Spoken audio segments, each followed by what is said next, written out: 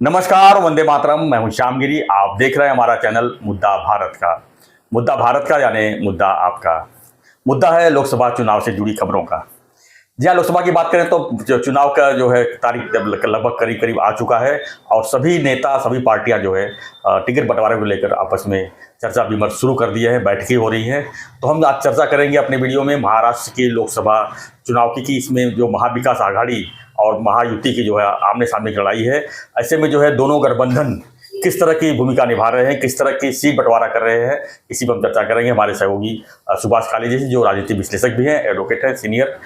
हम इसे जानेंगे कि जो महाविकास आघाड़ी की लगातार बैठकें हो रही हैं उसमें वंचित आघाड़ी भी है और एनसीपी शरद पवार की पार्टी है, कांग्रेस पार्टी है, उसके साथ में उद्धव जी का किस तरह तालमेल है, और दूसरा महायुति में शिवसेना, बीजेपी और उनके साथ में एनसीपी अजीत दादा की जो है गठबंधन है। तो इसमें किस तरह के बंटवारा होगी, क्योंकि गठबंधन के होने से जो है सीट के बंटवारे को लेकर काफ़ी माथापच्ची होती है, काफ़ी लोग नाराज़ भी होते हैं, कई लोगों की सीट कटती है, नए चेहरे भी आते हैं।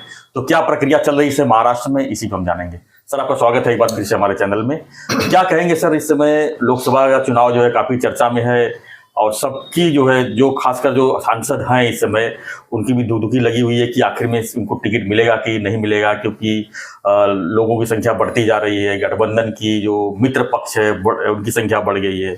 तो ऐसे में किसकी भी पत्ता कट सकती है, कोई भी शहीद हो सकता है, नए चेहरे किस तरह आएंगे, कैसे सीट बंटवारा होगा, क्योंकि 48 सीट है महाराष्ट्र में। तो सबसे पहले हम बात कर लेंगे महाविकास के बारे में।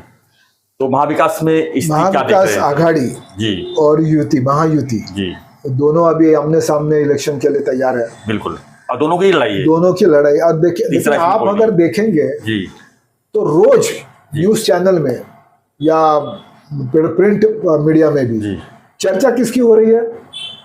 महाविकास आघाड़ी। महाविकास आघाड़ी महायुति की चर्चा कुछ खास दिखती ही नहीं है, नहीं सुर्खियां भी लेकिन नहीं। न्यूज बस कंटिन्यूअस हैमर कर रही है कि महाविकास आघाड़ी में ये हुआ, महाविकास आघाड़ी में वो हुआ, इस बार इधर मीटिंग हो गई, उधर मीटिंग हो गई, उधर नहीं हुआ, फैसला हुआ ही नहीं, फिर मीटिंग, फिर उनके नेता बोलते हैं नहीं हमारा प्रिंसिपल ये एग्रीड है, लेकिन अभी तो ये सब पिछले 8-15 दिन से मैं देख रहा हूँ कि मीडिया में सिर्फ चर्चा है महाविकास आघाड़ी।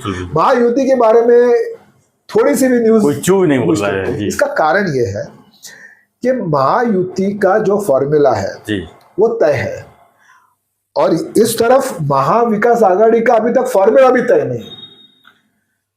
क्या रहता है किसी भी सीट बंटवारे में सबसे पहले अहम बात ये होती है कि भाई किस फॉर्मूला पे बंटवारा करना है। बिल्कुल भाई, जिसकी सीटिंग सीट है उसे उसकी मिलनी चाहिए। नंबर 2 का जो सेकंड में आया है उसको प्रेफरेंस मिलना चाहिए। फिर जिसकी ताकत जहां पे है उसको सीट मिले। ये ऐसा कुछ फॉर्मूला हमेशा युति का जब चर्चा होती है या आघाड़ी की चर्चा होती है तो ये पहले फॉर्मूला तय किया जाता है और फॉर्मूला के हिसाब से चर्चा होती है और चर्चा के हिसाब से बाद में आगे पीछे 1-2 सीट के लिए कम ज़्यादा हो सकता है। लेकिन अब हम देख रहे हैं कि युति का तो फॉर्मूला फिक्स है। ये तीनों नेताओं ने बैठ के वो फॉर्मूला फिक्स किया हुआ है और मेरे हिसाब से 48 के 48 सीट का बंटवारा नियरली कंप्लीट है। 1-2 या 3 सीट का जो चर्चा, जैसे उसमें एक थाना भी है, ये भी मैं आपको बता रहा हूँ कि उसमें एक थाना सीट ऐसी है कि जिसके ऊपर अभी तक निर्णय होना बाकी है। बाकी और 1-2 है ऐसे, वो 1-2-3 सीट अगर हम छोड़ते हैं तो बाकी सीट का बंटवारा हो चुका हुआ है और उस हिसाब से महायुति का सीट वाटप होगा और वो एक साथ इलेक्शन लड़ेंगे। रही बात महाविकास आघाड़ी की, महाविकास आघाड़ी में अभी 4 जन है जी, कांग्रेस, शिवसेना, शरद पवार राष्ट्रवादी और वंचित आघाड़ी। अभी ये चौथा पार्टनर उन्होंने लिया है। वो चौथा आते 27 सीट मांग रहे हैं। अभी देखो चौथा पार्टनर की उनकी प्रॉब्लम ये है कि वो चौथा पार्टनर को अगर वो लेते हैं तो भी प्रॉब्लम है, अगर उसको नहीं लेते हैं और प्रॉब्लम तो भी प्रॉब्लम है। तो उसके महाविकास आघाड़ी के सामने सीट का बंटवारा का सबसे बड़ा प्रॉब्लम ये है कि ये चौथा पार्टनर को लेने से उनकी सीट का बंटवारा करना और मुश्किल हो गया है। और उनका अगर और वो तो आधे ज्यादा सीट तो ही मांग रहे हैं। तो एक मराठी में कहावत है कि धरलं तर चावतं आणि सोडलं तर पळतं, ऐसी उनकी हालत है कि महाविकास आघाड़ी तो पकड़ता है तो भी प्रॉब्लम, नहीं छोड़ता है तो भी प्रॉब्लम, और इसकी वजह से उनका बंटवारा दिन ब दिन मुश्किल ही होते जा रहा है। दूसरा ऐसा है कि आज सिटिंग आमदार जी है कितने? हाँ, कांग्रेस शरद पवार के पास 2 है, कांग्रेस के पास 1 ही है, शिवसेना के पास 5 है, मतलब हुए कितने? 8 सांसद की बात कर रहे हैं ना। हाँ, एमपी। तो अगर जो पहला फॉर्मूला रहता है जी कि भाई जिसकी सिटिंग सीट है उसको वो मिलेगी, जो जीत के आए उसको मिलेगी, तो ये फॉर्मूला पे ज्यादा से ज्यादा 8 सीट, तो बचे 40, और 40 का बंटवारा करना ये, और इसके एग्जैक्ट ऑपोजिट इनके पास 40 सीट तो फिक्स है, सिर्फ 8 का बंटवारा करना है। तो ये सबसे बड़ी है। लेकिन सबसे बड़ी बात तो ये है कि जो वाठा यानी उद्धव जी की शिवसेना है, वो तो जो शिंदे साहब के साथ 13 सांसद है उनको भी बोल रहे हैं कि वो हमारी सीट है, इसीलिए मैं कह रहा हूँ आपको, यानी 18 सीट तो लेके बैठे हुए कि हमारा 18 सीटिंग सीट है। 18 क्या, वो तो 22 मांग रहे हैं। 22 तो मांग रहे हैं, यहाँ पे बता रहे हो। उबाठा 22 सीट मांग रही है, वंचित 27, वंचित 27 सीट मांग रही है, कांग्रेस 23 सीट मांग रही है। हाँ। और पवार साहब इसलिए चुप है। आपने देखा होगा कि पवार साहब ने इतने सीट मांगे, ऐसा कभी स्टेटमेंट आया? नहीं आया, कुछ भी नहीं आया। वो ना तो बस मीडिया फिगर देते हैं कि 7 सीट या 8 सीट वगैरह वगैरह, लेकिन पवार साहब के ऑफिशियल स्टेटमेंट, उनका प्रवक्ता हो या कोई, किसी ने भाई हमने इतनी सीट मांगी ऐसा कभी नहीं आया।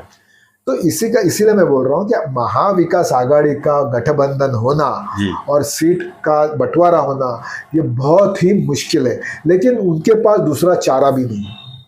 अगर बीजेपी, एकनाथ शिंदे शिवसेना और अजित पवार राष्ट्रवादी के सामने अगर उनको फाइट देनी है, मैं आज कौन जीतेगा कौन हारेगा इसके ऊपर चर्चा करना ही भी नहीं चाहता। नहीं। सिर्फ उनके सामने खड़ा होकर लड़ना है तो उनको साथ में रहना पड़ेगा।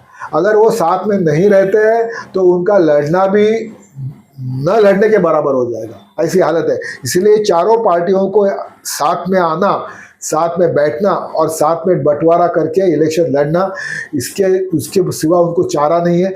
लेकिन जैसे मैंने अभी कहा कि चौथा पार्टनर लेने की वजह से महाविकास आघाड़ी गठबंधन मुश्किल में आ गई है, उनका सीट बंटवारा काफी मुश्किल में है। और कुछ दिनों के बाद जी हम हो सकता है कि ऐसा सिचुएशन होगा कि वो वंचित आघाड़ी को वो बाजू में रखेंगे और वंचित प्रकाश आंबेडकर भी बोलेंगे भाई आपके साथ मुझे नहीं आना है, मैं भी अलग रहता हूँ, तुम्हारा मेरा जमेगा नहीं। और 99% चांसेस मुझे वो लगते हैं कि ये चारों पार्टी एक साथ नहीं आ सकती, इसमें से किसी एक पार्टी को तो बाहर जाना ही पड़ेगा। और एक पार्टी तो वही है, और वो एक पार्टी तो वही है। 27 सीट मांग रहे हैं तो कितना देंगे ये? 27 सीट मांग रहे हैं, 7 देंगे। उनको 2 सीट देना भी मुश्किल है इनको, महाविकास आघाड़ी बहुजन वंचित को 2 सीट भी देना उनको मुश्किल है। तो 27 की तो बहुत लंबी बात होगी, लेकिन 2 सीट भी नहीं दे सकती है, ऐसी उनकी हालत है। क्योंकि बंटवारे में, क्योंकि उद्धव ठाकरे अड़ के बैठे हैं, वहां पे कांग्रेस अड़ के बैठी है, शरद पवार के पास चलो 2 वो तो उनकी तो अपेक्षा रहेगी ना कि उनको कुछ ना कुछ तो उनको लड़ने को मिलना चाहिए। हर टाइम शरद पवार कितना सैक्रिफाइस करेंगे? हाँ, आज पवार साहब के सामने एक ही एम है, मेरी बेटी को कैसे चुन के लाने, बस। और वो हिसाब से उनकी राजनीति चल रही है। लेकिन कांग्रेस और उद्धव ठाकरे, इनके दिमाग में आज भी हवा है। आज भी वो सोचते हैं कि लोकसभा में मैं जितने ज़्यादा खड़े करूंगा उतने हम लोग मेरे ज़्यादा एमपी आएंगे, ये सब। लेकिन इसीलिए वो मारामारी हो रही है। और वहाँ प्रकाश आंबेडकर जी का जो वंचित पार्टी है, वंचित आगे, उनकी अपनी एक ताकत है। भले वो चुन के नहीं आ सकते, लेकिन वो गिरा सकते हैं। और वही प्रॉब्लम है कि वंचित को अगर ले तो भी अड़चन, ना ले तो भी अड़चन। और इसीलिए महाविकास आघाड़ी की हालत ये ऐसी है। और इलेक्शन डिक्लेयर होने के बाद भी फॉर्म भरने के तारीख तक इनका फॉर्मूला बनने वाला नहीं है। ये देख लो, उनमें से किसी एक पार्टी को, यानी कि या तो वंचित आघाड़ी को बाहर निकलना पड़ेगा या तो फिर कांग्रेस को बाहर निकलना पड़ेगा, तो ही ये गठबंधन हो सकता है, ऐसा मेरा अनुमान है। और महायुति के बारे में थोड़ा बात करें तो मैंने कहा क्लियर है, महायुति का फॉर्मूला फिक्स है। उनके उनके उनको बंटवारा करने को कुछ बचा ही नहीं है। बहुत कम सीट है, मेरे हिसाब से 8-10 सीट का चर्चा है, बाकी तो चर्चा करने की भी जरूरत पहले से बटा हुआ है। हाँ, पहले से ऑलरेडी डिस्ट्रीब्यूटेड है। 8 सीट इधर उधर। तो क्या लगता है 48 में से बीजेपी कितना अपने पास रखेगी? देखो क्या है, कौन कितना लड़ता है जी। इससे आज महायुति में सबसे इम्पोर्टेंट बात है कौन कौन किस पार्टी को अगर टिकट दिया तो वो चुन के आता है और किसको देना जरूरी है। जैसे अभी बारामती है, तो बारामती में अगर कल बीजेपी बोलती है हमने पिछले टाइम लड़ा था हम लड़ेंगे, नहीं चलेगा ना। नहीं चलेगा। अभी अजित पवार जी वहाँ साथ में है, तो नेचुरली अजित पवार के साथ शरद पवार सुप्रिया सुले के सामने अजित पवार के मिसेस को खड़ा करना जरूरी है। तो ये इसलिए मैंने कहा कि 2-4-5 सीट के बारे में डिस्कशन हो सकता है, बाकी तो उनका सब फॉर्मूला फाइनल है। और महायुति के उम्मीदवार की लिस्ट बहुत जल्द पूरे हिंदुस्तान की भी आ रही है, उसमें से महाराष्ट्र की भी कुछ सीट्स की डिक्लेयर हो जाएंगे। पार्लियामेंट्री बोर्ड की मीटिंग भी हो गई है दिल्ली में, तो मेरे हिसाब से महायुति का बंटवारा कोई बड़ी बात नहीं है, वो तो आराम से हो जाएगा। सवाल सिर्फ है वो आघाड़ी का क्या होगा। काले साहब, मैंने पिछले दिनों वीडियो बनाया था कि एकनाथ शिंदे के 7 सांसद जो है, 13 में 7 सांसदों की जो है पत्ता कट रही है। उसमें यवतमाल है, नासिक है, पालघर है, पश्चिम मध्य मुंबई है, ये सब सीटें जो है उसमें एक जो है शिंदे साहब के जो अभी जो एमपीज है उनको टिकट मिलेगा या नहीं मिलेगा, हाँ, ऐसी सिचुएशन। yes. देखो मैंने अभी कहा आपको कि सबसे इम्पोर्टेंट बात यह है कि किस पार्टी की ताकत वहां पे है और कौन उम्मीदवार चुन के आने के चांसेस ज्यादा है। आजकल देखो हर पार्टी मतलब कि ये भूल जाएगी जो सिटिंग एमपी है उसको मिल ही जाएगा। आगे कोई किसी भी क्या रहता है। देखो हर पार्टी सर्वे लेती है जी। 1 बार 2 बार 3 बार सर्वे लेती है, मैं ये जानता हूँ, आप भी जानते हैं। और वो सर्वे रिपोर्ट के मुताबिक उनको सोचना पड़ता है। सर्वे रिपोर्ट हमेशा 100% बराबर होता है ऐसा मैं नहीं कहूँगा, लेकिन वो अपने को अंदाजा देता है कि भाई आज ये समझो ठाणा की कॉन्स्टिट्यूंसी है, तो ठाणा की कॉन्स्टिट्यूंसी से आज का माहौल क्या है, कौन चुन के आ सकता है, जिसको टिकट देंगे तो उसको चांसेस ज़्यादा है, अगर इसको दिया तो चांसेस क्या है, उसको दिया तो चांसेस क्या है। ये सब सर्वे के रिपोर्ट, कार्यकर्ताओं की ताकत, कार्यकर्ताओं का फीडबैक, उसके ऊपर तय होता है। और नेचुरली हर पार्टी जितना ज़्यादा सीट लड़ने को चाहिए उतना उनके कार्यकर्ताओं को तो चाहेंगे कि भाई ये अभी जैसे ठाणा का है, ठाणा का सीट बीजेपी चाहती है कि हम लड़े, एकनाथ शिंदे के कार्यकर्ता चाहते कि नहीं शिवसेना की है तो हम ही लड़े। ये तो होने ही वाला है। अभी कल कौन लड़ेगा वो बात अलग है, लेकिन 1-2-4 सीट छोड़े तो महाविकास आघाड़ी महायुति का तो सीट बंटवारा फिक्स है। प्रॉब्लम है तो सिर्फ उधर है। और जैसे मैंने कहा उम्मीदवार कौन, ये उम्मीदवार कौन के ऊपर क्राइटेरिया यही लगता है कि उसकी इमेज कैसी है, वो सिटिंग है या नहीं है, चुन के आने के चांसेस कितने हैं, अगर वो चुन के आ सकता है तो उसके लिए क्या करना पड़ेगा, किसकी ताकत है। आजकल तो ये भी देखना पड़ता है भाई राजनीति में कि कौन से जात का है जी, ये सब फॉर्मूला देख के बाद में उम्मीदवार तय होता है।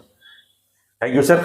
तो हमारा चर्चा था आज की वीडियो में यही कि महाराष्ट्र में जो लोकसभा चुनाव की 48 सीटें हैं महायुति और महाविकास की, किस तरह की गठबंधन की सीट बंटवारे की चर्चा हो रही है, किस तरह की डिस्ट्रीब्यूशन होने के चांसेस है, इसी पर हम चर्चा कर रहे थे। आपको क्या लगता है इस चर्चा पर? आपकी प्रतिक्रिया जरूर दीजिए कि आपके भी इलाके में अगर कुछ लोग होंगे, कौन जीतने के चांसेस जिसके ज़्यादा है, आपकी भी फीडबैक जो है बहुत ज़रूरी होती है।